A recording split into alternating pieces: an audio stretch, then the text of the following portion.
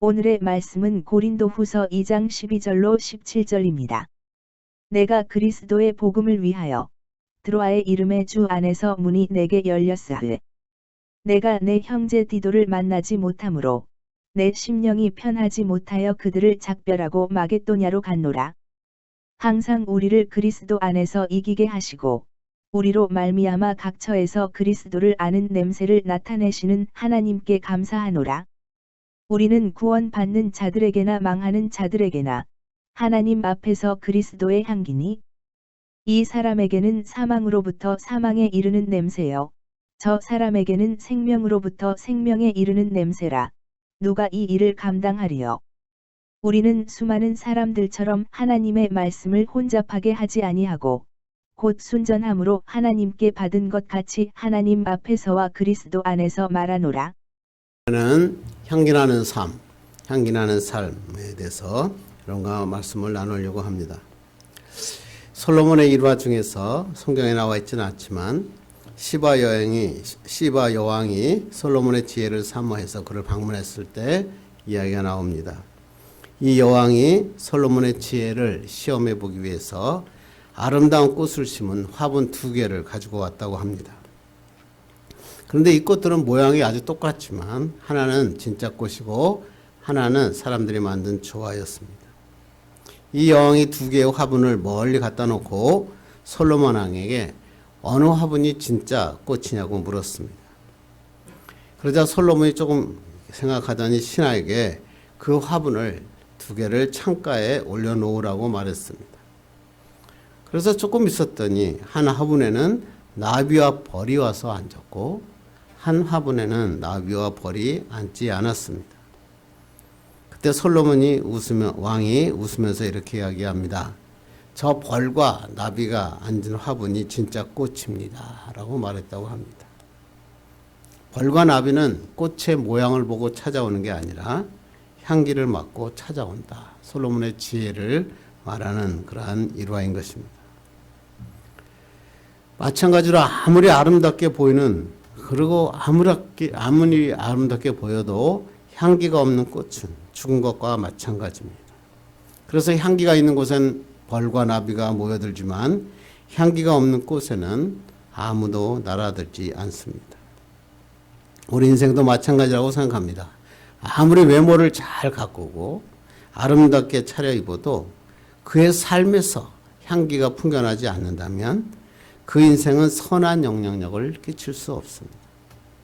그러나 외모는 초라하고 가진 것은 없고 부족하게 보이는데 그의 삶에서 향기가 풍겨나오면 그 향기를 통하여 많은 사람들의 생명을 얻고 커다란 감동을 그를 통해서 얻게 됩니다. 그 대표적인 사람이 여러분이 잘 알고 있는 테레사 수녀입니다. 1980년도 노벨 평화상 후보로 55명이 선정되었는데 55명의 후보자 중에서 노벨 평화상을 받은 사람은 바로 마더 테레사 수녀였습니다. 그녀는 33년간 선교단을 이끌고 인도, 캘커타, 탄자니아, 요르단에서 버림받은 병자들, 배고픈 자들, 아이들을 돌봤습니다. 문맹자의 학교를 세워서 무려 7,500명의 어린이들을 졸업시켰다고 합니다. 진료소를 지어서 96만 명의 환자를 돌보았고 쉬운 4개의 나병 치료소를 만들어서 4,700명의 문둥병자를 돌아왔고 20개의 고아원을 지어서 1,600명의 고아를 길렀고 의지할 것 없이 죽기를 기다리는 3,400명을 23개의 숙소를 지어 돌보았다고 하는 것입니다. 왜 이렇게 나열을 하죠? 이 조그만 체구의 이 여성이 할 수 없는 일이죠. 그런데 우리가 이렇게 불러도 그 엄청난 일을 이 테레사 수녀가 행한 것입니다. 노벨 평화상 소식을 전해들은 테레사 수녀가 첫 반응이 이렇게 얘기했답니다. 왜 나에게 이 상을 주는 겁니까? 제가 한 것은 예수님에 비하면 아무것도 아닙니다. 나는 이것을 받을 자격이 되지 않습니다. 그리고 나중에 노벨상 평화상을 받고 난 다음에 그의 수상 소감을 하는 자리에서 이 테레사 수녀는 이렇게 얘기합니다. 이 상은 나 개인에게 주어지는 것이 아니라 나와 함께 일해온 많은 동료들과 봉사자들에게 주어진 줄 압니다. 나는 그저 예수님을 따르는 사람으로서 예수 그리스도가 인류를 위하여 자기를 내어준 것처럼 보잘것없는 나의 시간과 정성을 이웃을 향하여 내어준 것입니다. 멋지지 않습니까? 이것이 바로 예수의 마음, 예수의 정신으로 일하는 사람의 모습이죠. 테레사 수녀의 모습은 예수의 향기, 그리스도의 향기가 되어서 우리에게 또 믿지 않은 자들에게도 큰 영향력을 미친 것입니다. 그렇습니다. 식당에 가면 음식 냄새 나는 게 당연하고, 병원에 가면 소독 냄새가 나는 게 당연하고, 생선 가게에 가면 비린내가 나는 게 당연합니다. 화장품 가게에 가면 화장품 향기가 진동하고, 그러나 쓰레기 하차장에 가면 썩은 악취로 호흡이 곤란합니다. 마찬가지로 예수 그리스도 하나님의 사람들에게는 그리스도의 향기가 나야 되지. 예수와 함께 있는데 어떻게 그리스도의 향기가 나지 않을 수 있습니까? 예수 그리스도를 생각하고 묵상하고 그리스도의 삶을 닮으려고 하면 그들의 삶에서는 그리스도의 향기가 날 수밖에 없다고 하는 것입니다. 그래서 우리는 향기 나는 삶을 살아야 되죠. 그 중에서도 그리스도의 향기를 풍기며 살아야 된다는 것입니다. 우리가 살아가는 목적이 뭡니까? 요새 우리가 하고 있는 건데 하나님을 영화롭게 하고 하나님을 즐거워하는 것이다. 영화라는 말이 무엇이요? 꽃이 무성하게 피어 그 빛이 찬란하게 빛난다. 이런 뜻이 바로 영화라는 뜻입니다.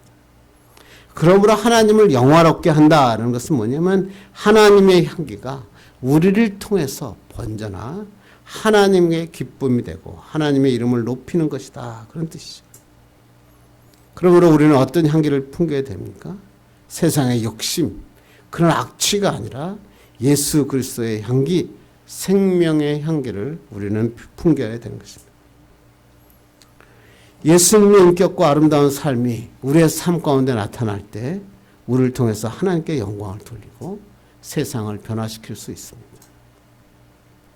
그런데 성경은 항상 이렇게 말씀하고 난 다음에 그대로 끝나지 않습니다. 그러면 어떻게 하면 세상 가운데 악취를 풍기는 것이 아니라 아름다운 향기를 풍기며 살아갈 수 있습니까? 무엇이 그리스도의 향기입니까? 라고 해서 오늘 본문은 이것에 대한 대답을 얘기합니다. 오늘 본문은 이런 얘기죠. 세상 속에서 그리스도인이 나타나야 될 삶의 향기가 무엇인가? 그리고 그 그리스도의 향기가 우리의 삶에서 나타나기 위해서는 어떻게 해야 되는가? 그것을 오늘 본문은 기록하고 있는 것입니다. 오늘 본문 12절, 13절 보겠습니다. 시작. 내가 그리스도의 복음을 위하여 드로아에 이르러 이름에 주 안에서 문인에게 열렸을 때 내가 내 형제 디도를 만나지 못하므로 내 심령이 편하지 못하여 그들을 작별하고 마게다냐로 갔더라. 우리가 지난 시간에 2번이나 이야기를 했기 때문에 잘 아시겠죠? 바울이 고린도 교회를 중간에 방문했는데 거의 문전박대를 당해서 바울은 에베소로 돌아왔다 그랬습니다. 이 방문권에 그걸 갖다 우리는 고통의 고린도 방문이다 그렇게 얘기했죠. 에베소에 돌아와서 이 사도 바울은 고린도 교회에게 편지를 썼는데 저번에 제가 슬픔의 편지, 눈물의 편지라고 그랬죠. 그 편지를 써서 디도편에 보냈습니다. 이 디도편의 편지를 보내고 난 다음에 사도 바울은 그 고린도 교회 소식이 너무나 궁금했습니다. 그래서 그 형제를 디도를 빨리 만나기 위해서 오늘 성경 보니까 어디로 왔냐? 드로아로 갔다라고 하는 것입니다. 근데 드로아에 딱 갔더니 전도의 문이 복음의 문이 열린 것입니다. 그리스도의 복음이 전해진 것입니다. 하나님께서 거기에 축복의 문을 열어주셨다는 것입니다. 드로아에서 복음 전파 사역을 하면서도 사도 바울의 생각은 여전히 고린도 교회를 향하고 있었습니다. 자기의 편지를 두고 간 디도가 오기를 기다렸습니다. 그런데 기대하고 달리 드로아에 디도가 나타나지 않은 것입니다. 그래서 오늘 성경에 보니까 심령이 편하지 못하였다. 빨리 이 디도를 만나고 싶어서 사도 바울은 드로아에서 다시 마게도냐로 건너간 것입니다. 왜 이렇게 사도 바울이 지금 편하지 못하죠? 첫째, 이 편지를 보냈는데 이 편지를 받고 어떤 결과가 났을까? 고린도 교회가 더 심각하게 악화되지 않았을까라고 하는 염려 때문이었습니다. 또 하나는 뭐죠? 혹시라도 이 편지를 갖고 온 디도의 신변에 문제가 생긴 것은 아닐까? 악한 선생들과 거짓 선지자들이 이 디도를 어떻게 하지 않았을까 하는 염려를 가지고 있었습니다. 그래서 사도 바울은 사랑하는 교회 그리고 사랑하는 제자에 대한 염려 때문에 오늘 보니까 마음이 심령이 편하지 못했다. 불편한 마음을 가지고 마게도냐로 갔다고 하는 것입니다.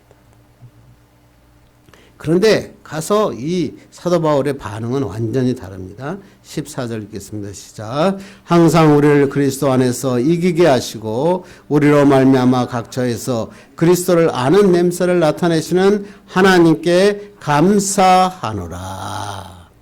마음이 지금 불편한데 사도 바울은 마게도냐에 도착해서 뭐라고 해요? 하나님께 감사한다.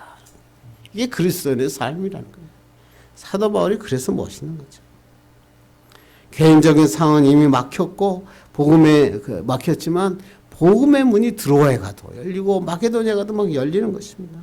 그래서 사도 바울은 그리스도 안에서 이기게 하시고 각처에서 그리스도를 아는 냄새를 나타나게 하시는 하나님께 감사하노라. 여기서 하나님께서 그리스도 안에서 이기게 하다라고 하는 것은 뭐냐면 스리암비오라는 원문인데 누구를 개선 행진으로 이끈다. 그러니까 로마 군인들이 승진하고 난 다음에 개선 행진을 하고 거들어온 자에게 베푸는 커다란 축하 행사. 이렇게 하나님은 개선 장군이 들어오는 것처럼 가는 곳곳마다 승리하게 하셨다라고. 또 그리스도를 아는 냄새라고 하는데 이게 향기라는 말입니다. 그것은 뭐냐면 사람들이 향을 태우며 꽃잎을 품면서 막 개선 행진에 동참을 하게 되거든요. 이 향기는 바로 복음의 향기였다. 그러니까 사도 바울은 이 복음의 향기가 사도들의 사역을 통해서 곳곳에 뿌려졌다라고 얘기하는 것입니다. 사도 바울의 감사 포인트는 바로 여기 있습니다. 나는 불편하고 지금 내가 심령이 편치 못하지만 이 복음이 전해지고 각각 이 모든 곳곳에 복음의 냄새가 풍겨나니 너무너무 감사합니다. 내가 원하는 게 잘 돼서 감사하는 건 뭐 당연한 것 아니겠어요? 내가 원하는 게 만족할 만큼 잘 되었을 때 감사하는 것은 뭐 당연한 거죠. 그런데 그보다 더 중요한 건 뭐예요? 내가 좀 심령이 불편하고 내가 상황이 좀 어려워도 복음의 향기가 정말 땅끝까지 펼쳐지는 것을 보면서 감사하는 사람, 이 사람을 성숙한 그리스도인이다 이렇게 얘기하는 거죠. 지금 우리나라 현실을 보면 참 매우 답답하고 불편합니다. 코로나 때문에 사람들 만나는 숫자가 제약을 받다 보니까 이번에 명절에 됐는데 명절에 참 모이기가 어려운 거예요. 가족끼리 모이기가 참 어렵더라고요. 또 요새 뭐 뉴스를 보면 뜻하지 않게 사람들이 갑자기 막 죽습니다. 그리고 아파트가 뭐 어떻게 그렇게 우리나라 최고의 건설회사인 그 건설회사 진 아파트가 그냥 속절없이 그냥 위에서부터 밑에까지 붕괴됩니다. 몸도 힘들고 마음도 힘들고 정신도 힘든 것이 지금 현실의 한국인 것입니다. 그러나 그럼에도 불구하고 우리는 예수를 따르는 제자입니다. 그래서 다른 사람들은 지치고 거기에 원망하고 불평하다 할지라도 우리는 이러한 상황에서도 복음의 향기를 나타낼 수 있어야 된다라고 하는 것입니다. 그래서 세상 사람들 우리를 보고 야 예수 믿는 사람은 뭔가 달라. 그것을 인정하기만 하면 그 사람들이 우리의 삶의 모습을 보고 하나님께 영광을 돌리고 세상에는 진정한 변화가 일어날 수 있는 것입니다. 그렇습니다. 우리가 앉았다가 일어나는 것, 우리가 지나간 곳은 반드시 냄새가 남죠. 그 냄새가 아름다우면 하나님께 영광을 돌리게 되는 것입니다. 선한 영향력을 미치게 되는 것입니다. 그래서 우리의 삶에서는 어떤 향기를 내가 풍기고 있는가? 내가 사는 가정, 내가 있는 직장, 내가 다니는 곳곳마다 나는 어떤 향기를 풍기고 살아가야 되는가? 오늘 성경에서 뭐라고요? 하나님이 기뻐하시는 그리스도의 향기를 풍겨라 이런 얘기죠. 그러므로 우리가 예수 그리스도를 풍기며 살아야 되는 것이죠. 그럼 이 예수 그리스도의 향기는 무엇입니까? 그리고 어떻게 하면 우리는 예수 그리스도의 향기를 풍기며 살아가야 됩니까? 우리가 첫째, 우리가 풍겨야 할 향기는 그리스도의 향기를 풍겨야 한다. 우리가 향기 나는 삶을 살기 위해서 가장 먼저 내가 풍겨야 할 냄새가 그리스도의 향기여야 된다라고 이야기하는 거죠. 우리의 삶에서는 뭐예요? 그리스도의 향기가 풍겨야 한다는 거죠. 그게 오늘 15절입니다. 읽겠습니다. 시작. 우리는 구원받는 자들에게나 망하는 자들에게나 하나님 앞에서 그리스도의 향기니 그랬어요. 앞에는 냄새라 그랬는데 이번에는 향기라는 단어를 쓰고 있죠. 유오디아라는 말이죠. 앞에 단어는 냄새는 오스메. 이 오스메는 이제 일반적으로 나는 냄새를 말하는 거고, 오늘 이 유오디아라고 하는 것은 기쁘게 하는 것이라고 하는 거예요. 그래서 구약 시대에 이 유오디아가 쓰이면 하나님의 그에게 제사를 지낼 때 제물이 타는 제물의 향기를 유오디아라고 이야기합니다. 그런데 신약에 와서는 이 유오디아란 말이 3번 사용되는데, 이 유오디아라는 뜻이 뭐냐면, 유라는 것은 뭐냐면 좋다라는 말이고, 오디아, 오조라는 말은 냄새가 난다라고 말합니다. 그래서 단순한 냄새가 아니라 좋은 냄새, 달콤한 냄새라는 뜻으로 사용됩니다. 그래서 오늘 성경에서는 살리는 냄새다, 생명을 주는 냄새다라고 신약 성경에서 3번 사용합니다. 그러니까 그리스도의 냄새는 좋은 냄새, 달콤한 냄새, 생명을 주는 향기를 나타내야 된다라고 하는 거죠. 그런데 성경을 보면 우리가 사는 우리는 악취를 내는, 우리의 삶은 악취를 내는 냄새를 밖에 없다. 그리고 예수님이 그렇게 말씀하셨죠.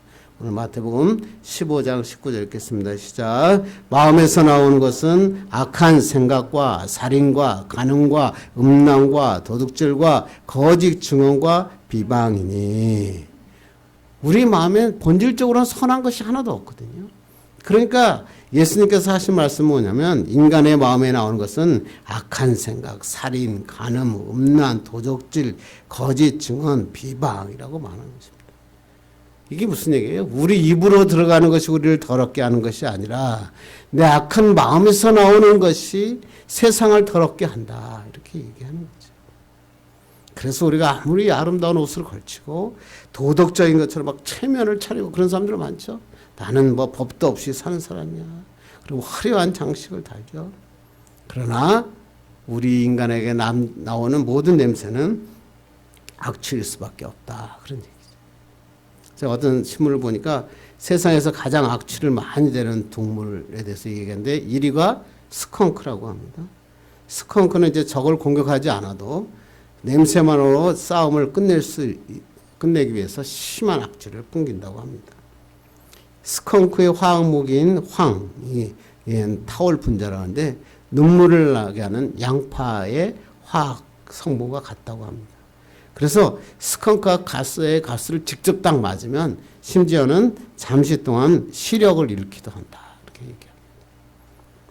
스컹크의 뒤를 이어 악취내는 동물이 뭔지 아십니까? 2위가 독수리라고 합니다.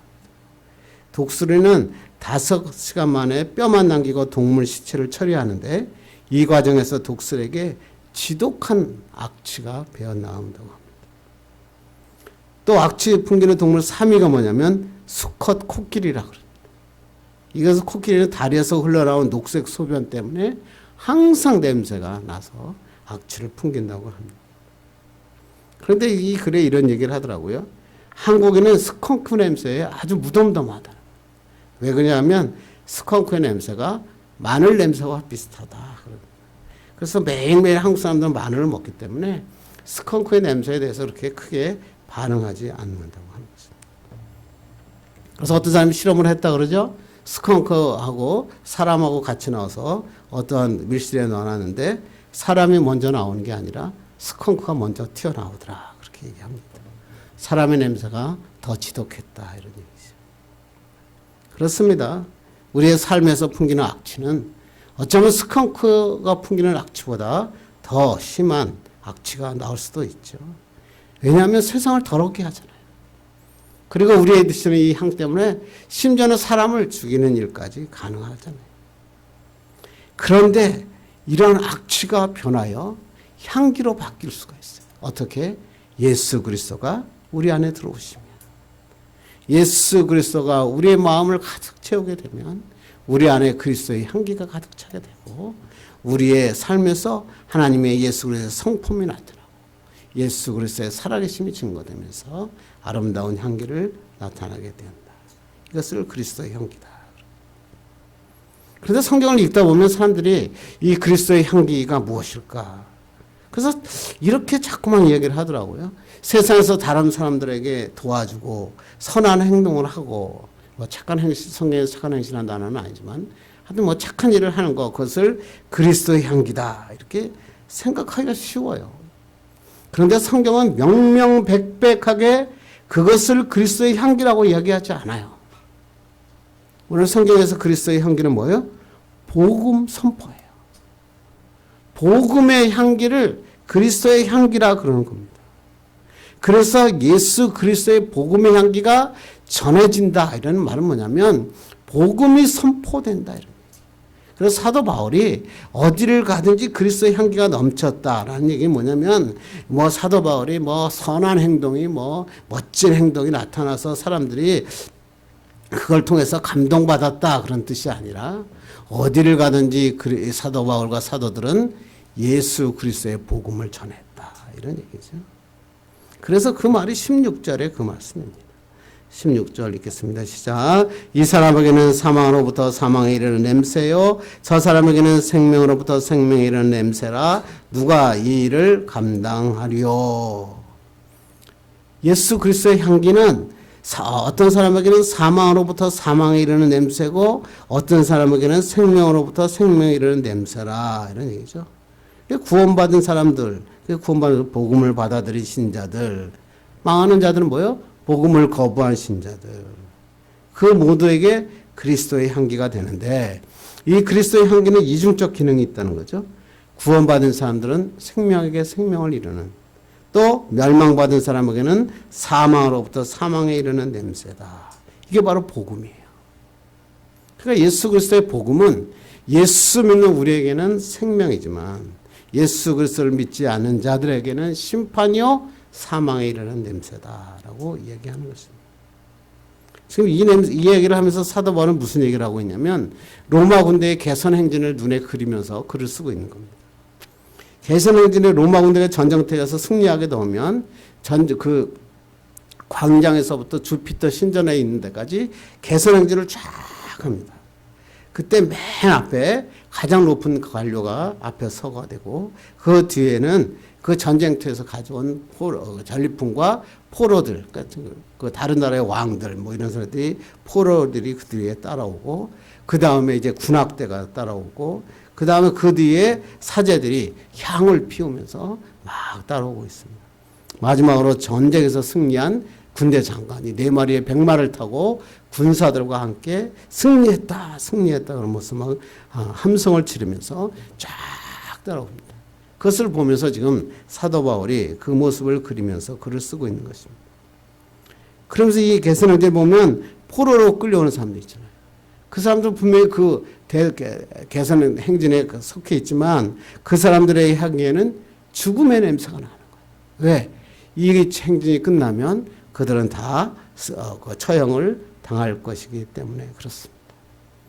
그래서 포로들을 보면 죽음의 향기가 나는 거죠. 그런데 맨 끝에 나중에서 승리한다, 승리한다 이러면서 백마를 타고 달려오는 군인들에게서는 생명의 향기가 나는 거죠. 왜? 승리했으니까.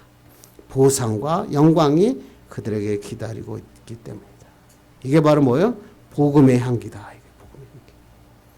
복음을 하나님의 예수 믿는 자에게는 이러한 승리와 보상의 그러한 놀라운 대가가 있지만 복음을 거절하고 사탄을 따르는 포로된 자들은 결국 사망과 심판에 이르게 되는 냄새를 내게 된다.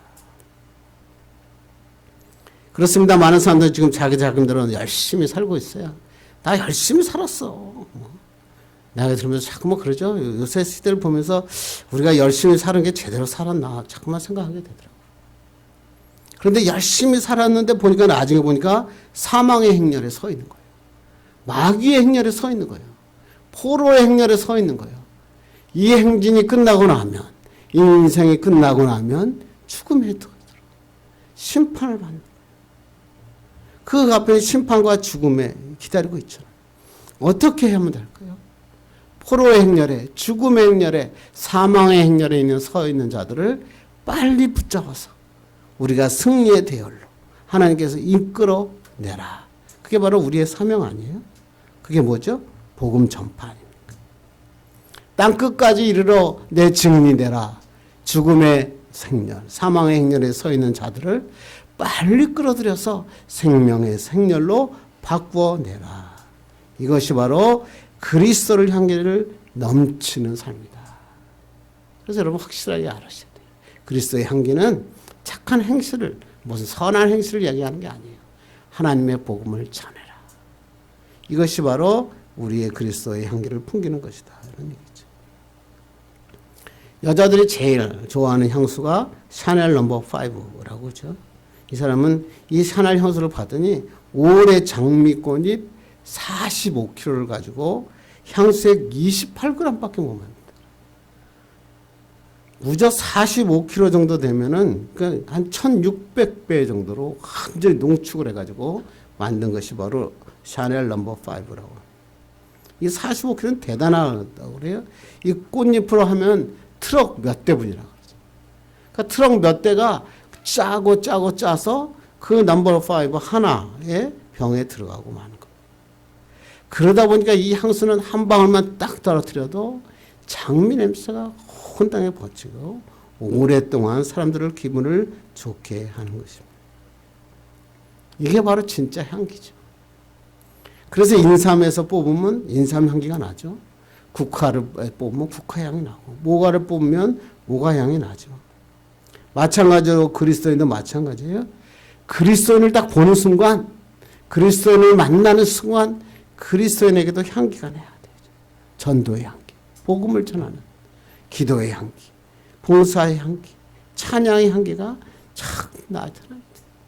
예수 믿는 사람을 보면 항상 감사하고 찬양하는 자가 되는 것입니다. 그런데 싸구리 향기는 어떻게 하죠?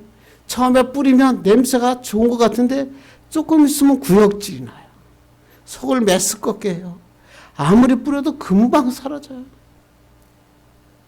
그래서 우리는 예수를 믿고 난 다음에 결정해야 될 일이 있어요. 싸구려 향기로 살다가 죽을 것이냐? 아니면 정말로 아름다운 향기, 비싼 향기, 고급진 향으로 살아갈 것인가를 결정해야 된다는 것입니다.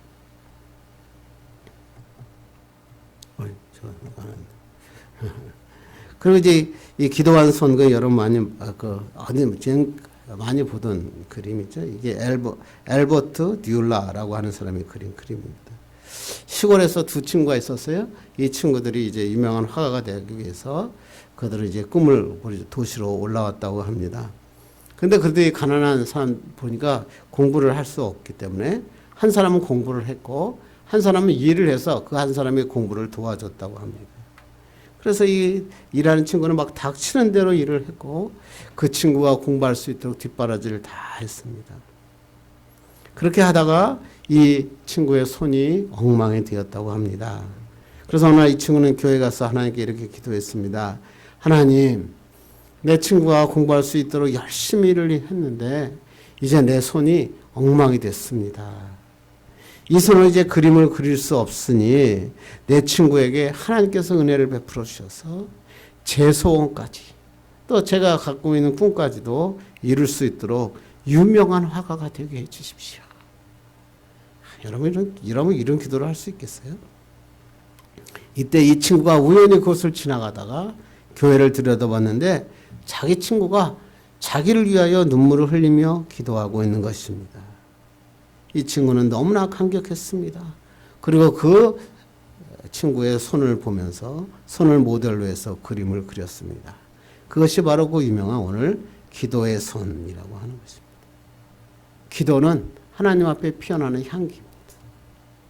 우리가 이렇게 기도할 때 하나님의 역사는 시작되는 것입니다. 그러므로 우리는 그리스도의 삶에, 우리의 삶에선 그리스도의 향기가 나타나요. 복음의 향기가 나타나요.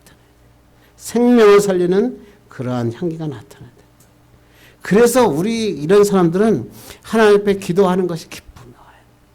예배하고 말씀에 순종하고 아름다운 삶을 사는 거죠. 이렇게 살게 되면 복음의 향기가 온 세상에 펴집니다. 그리스도와 살아계심이 온 세상에 알게 됩니다. 우리가 어디를 건드려도 어품이 오고 비바람이 불어도 누가 와서 흔들어도 우리를 흔들수록 예수 향기만 나는 거예요. 이런 향기가 나는 하나님의 사람 되기를 간절히 바랍니다. 두 번째는 이 그리스도의 향기는 그리스도 안에서 순전한 향기를 품게 돼요. 그리스도의 향기가 나기 위해서 먼저 어떻게 된다? 우리가 어디 있어야 된다? 그리스도 안에 있어야 된다. 그게 중요한 말씀이죠. 그게 오늘 14절 말씀입니다. 시작. 항상 우리를 그리스도 안에서 이기게 하시고 우리로 말미암아 각처에서 그리스도를 아는 냄새를 나타내시는 하나님께 감사하노라.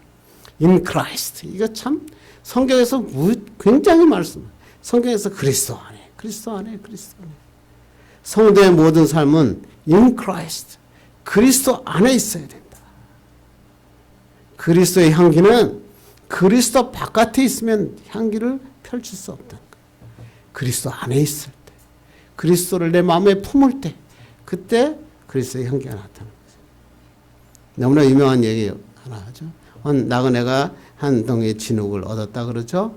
그런데 그 진흙을 딱 받았는데 그 진흙에 굉장한 향기가 나는 것입니다. 그래서 이 나그네가 진흙에게 물었다고 합니다. 너는 바그다그의 진주냐? 그랬더니 아닙니다. 그럼 너는 인도의 사양이냐? 아닙니다. 그래서 나그네가 진흙에게 물었다고 합니다. 그럼 너는 누구냐? 그랬더니 진흙이 말하기를 나는 그저 한 덩이 진흙일 뿐입니다. 아니 그렇다면 어디서 너는 그런 향기가 나오느냐? 이 진흙이 이렇게 말했다 그럽니다. 나는 백합화와 함께 오래 살았습니다. 자기가 백합화와 함께 오래 살다 보니까 백합화를 품고 진흙이 살다 보니까 그 진흙에서도 백합화 냄새가 난 것입니다. 진흙, 하찮은 진흙 한 줌도 백합화와 오랫동안 있었더니 그 진흙에서 백합화 향, 아름다운 향기가 바래졌다라고 하는 것. 저는 얘기를 들을 때마다 항상 그런 생각. 제가 예수 믿은 지 60년 넘었는데 예수님과 함께 세월이 얼마나 오래됐습니까? 수십 년간 그리스도와 함께 살았는데 그런데 60년 넘게 예수 믿었는데 나의 삶에서 정말 이 진흙처럼 수선화 아름다운 백합화 향기가 나고 있는가? 그리스도의 향기가 나야 되지 않습니까? 그런데 많은 그리스도인들은 이렇게 오랫동안 믿음 생활을 하나 있는데도 세상적인 악취가 나는 사람이 많이 있어요. 왜 그럴까요? 예수는 믿었지만 그리스도 안에 있지 않기 때문에 그렇습니다. 그래서 우리가 아름다운 향기를 바라기 위해서는 내가 지금 누구 안에 있는가? 내가 정말 그리스도 안에 있는가?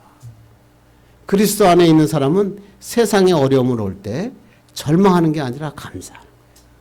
그게 오늘 사도 바울이 얘기하는 거예요. 그래서 아가서에 보면 이런 얘기가 나오죠. 내 사랑은 가시나무 가운데 백합화 같다. 이게 뭐예요? 가시나무는 고난을 의미하잖아요. 예수 믿는 자는 고난이 와요. 그런데 그때 그 고난할 때 불평하고 절망하는 게 아니라 그리스도의 향기로 백합화 같은 향을 피우는 거예요. 이게 바로 그리스도예요. 옥합을 깨트린 여인. 나의 소중한 것을 들여 깨트려야 냄새가 나는 거죠. 이게 바로 하나님의 역사고 하나님의 축복입니다. 이런 하나님의 기적을 하나님은 원하시는 겁니다. 그런데 이런 기적을 이루지 못하는 사람들이 많이 있어요.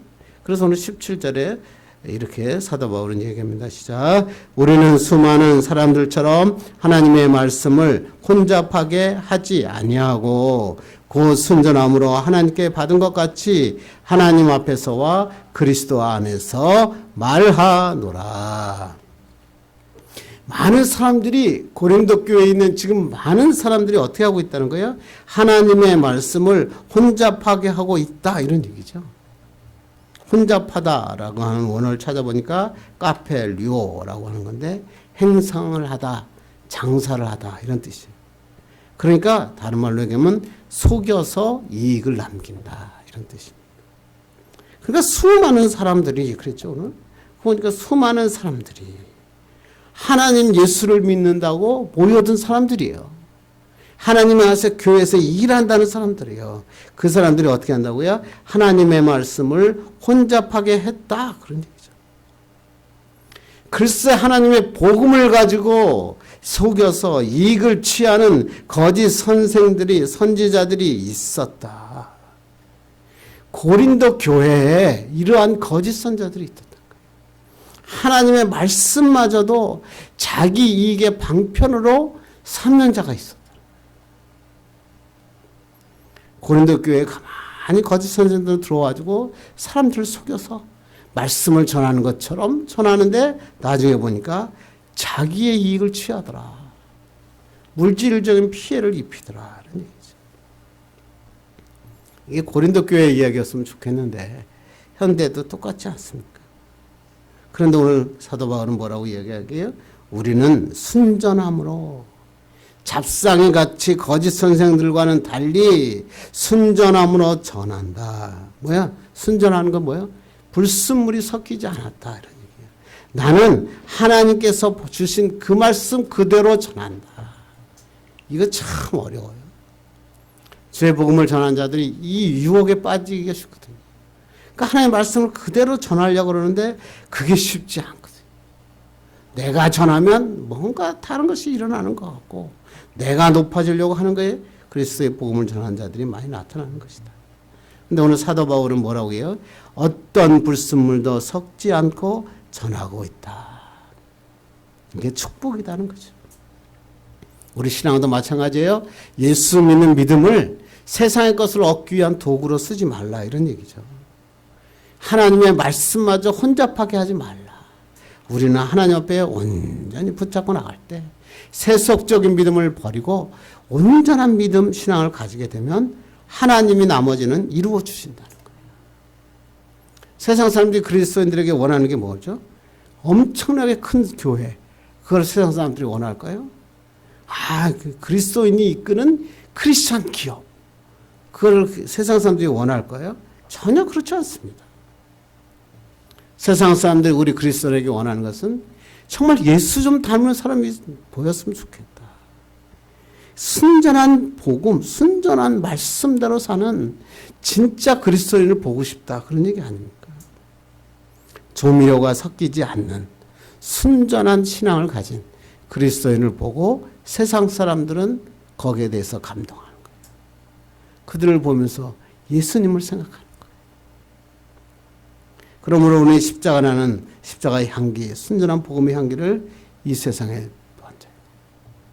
그것마저 나의 이익을 위해서 사용되지 말고 오직 하나님만 사랑하고 이웃을 사랑하고 진심으로 사랑하고 섬기며 하나님을 최우선순위에 놓는 거예요. 이것을 할 때 하나님의 역사가 일어나는 것입니다. 우리 설교 준비하면서 향기나는 삶 그러고 인터넷을 찾아보니까 이혜인 수녀의 향기나는 삶이라는 시가 제일 많이 올라오더라고요. 좋은 말과 행동으로 본보기가 되는 사람, 냄새가 나는 향기를 지니게 하소서. 타인에게 마음의 짐이 되는 말로 상처를 주지 않게 하소서. 나보다 남을 먼저 생각하고 마음의 욕심을 품며 살게 하지 마시고 비오드는 마음을 열게 하시고 남의 말을 끝까지 경청하게 하소서. 무슨 일이든지 감사하는 마음으로 살게 해 주소서. 오늘도 많은 사람을 사랑하게 하옵소서. 조금 넉넉한 인심으로 주위를 돌아볼 수 있는 여유 있는 마음을 주옵소서. 많은 사람들이 이 시를 굉장히 좋아하더라고요. 엄청나게 많이 사람들의 그 블로그에 퍼다 달랐더라고요. 왜 그럴까요? 세상 사람들이 이런 그리스도의 향기를 맡고 싶다는 거죠. 우리 예수 믿는 사람들에게 이러한 순전한 향기가 나기를 원한다는 것이죠. 어떻게 하면?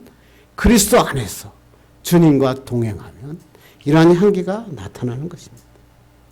그래서 예수 믿는 사람은 항상 기뻐하는 거예요. 어려움이 와도 기뻐하는 거예요.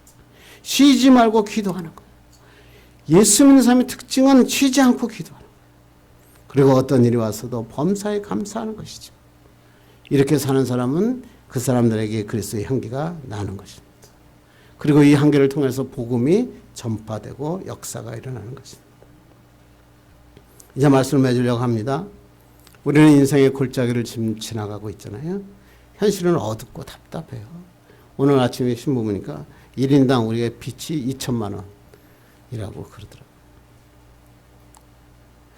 정말 현실은 어둡지만 우리 가슴 속에 예수 그리스도의 향기가 넘치면 우리 이 골짜기에 생명의 샘이 발견돼요.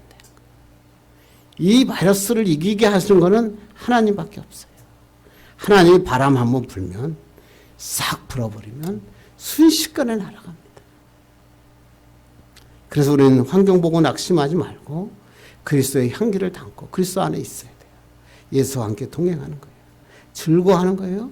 그러면 하나님께서 열매를 맺게 하시고 너의 지금 어렵냐? 내가 너에게 아름다운 열매를 맺게 하시겠다. 하나님 우리에게 말씀하고 있어요. 조금 이따 우리가 찬양하려고 그러는데 마커스의 찬양 중에서 꽃들도라고 하는 찬양이 있습니다. 이 찬양은 아주 오래전에 히로시마에 원자폭탄이 터졌거든요. 그때 히로시마 전체가 다 폐허가 됐다고 합니다. 그 폐허가 된 땅을 보면서 많은 사람들이 절망하고 어떻게 살까라고 얘기했다고 합니다. 그때 일본인 중에 누군가가 하나모라는 제목의 노래를 불렀다고 합니다. 이 노래를 들은 삿포로에 있는 교회 목사님이 이 하나모라고 하는 노래를 찬양으로 만들어서 많은 어린이 찬양곡 집에 실어서 전파하기 시작했어요. 그러다가 우리 한국인 선교사가 이 노래를 듣고 너무나 은혜를 받아가지고 한국어로 바꿨고 마커스에서 이 노래를 굉장히 많이 불렀어요. 저희 때 청년부 때 이 노래 많이 불렀던 것 같아요. 그래서 이곳에 생명샘 솟아나 이 노래를 부를 때마다 절망 쪽에 있는데 하나님께서 역사가 일어난다. 눈물 골짝 지나갈 때에 머지않아 열매 맺히고 웃음소리 넘쳐나리라. 그날에 하늘이 열리고 모든 이가 보게 되리라. 마침내 꽃들이 피고 영광의 주가 오시리라. 지금은 절망이지만 히로시마의 폭발이 터져서 모든 게 폐허가 되었지만 하나님께서 이곳에 열매가 맺히고 웃음소리가 펼쳐나게 하시리라. 꽃들이 피고 영광의 주가 오실 것이다. 이 일본의 어린이들은 이 찬양을 부르면서 하나님을 기대하며 살아왔다는 것입니다. 마찬가지 아니겠습니까? 우리에게도 눈물 골짜기를 지나고 있을 때가 있잖아요. 도저히 해결할 수 없는 어둠, 폐허밖에 없을 때 예수 그리스도를 붙잡으면 예수 그리스도가 열매를 맺게 하시고 웃음소리를 넘치게 하십니다. 예수 그리스도의 향기 때문에 온 세상이 하나님의 영광이 나타나는 역사가 일어날 것입니다. 이런 축복의 사람들 되기를 주님의 이름으로 축원합니다. 기도하겠습니다. 하나님 아버지 감사합니다.